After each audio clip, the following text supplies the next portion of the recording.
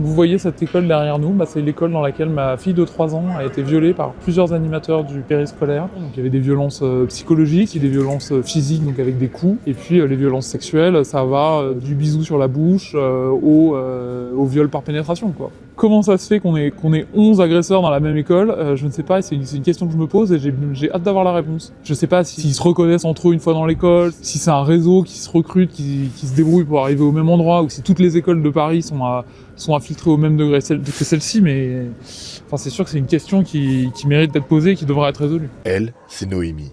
Elle est mère d'une élève de 3 ans scolarisée dans une école du 7e arrondissement de Paris. En janvier dernier, elle a appris que son enfant aurait subi des violences de la part de plusieurs animateurs de l'établissement scolaire. Moi, j'avais eu des suspicions, j'avais l'impression d'être un peu paranoïaque dans mon coin, je menais l'enquête, j'essayais d'interroger ma fille, mais j'obtenais rien. Et j'ai tout de suite compris, quand on a eu une réunion et qu'une maman s'est levée, et qu'elle a dit « moi j'ai interrogé ma fille hier et elle a été violée ». Et ce qui est terrible, c'est qu'il y avait de nombreuses victimes dans l'école. On a 11 animateurs du périscolaire qui ont été mis en cause, et on a plus d'une trentaine de plaintes de victimes de violences sexuelles.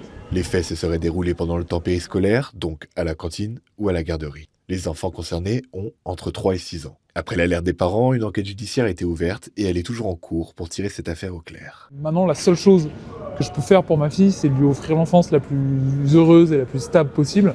Donc on tient pour eux, mais on essaye de pas vriller, de pas complètement dérailler, de pas devenir fou, de pas aller tuer les agresseurs pour pas aller nous-mêmes en prison. Mais c'est vraiment ça, c'est son équilibre et l'espoir d'une reconstruction qui nous fait tenir.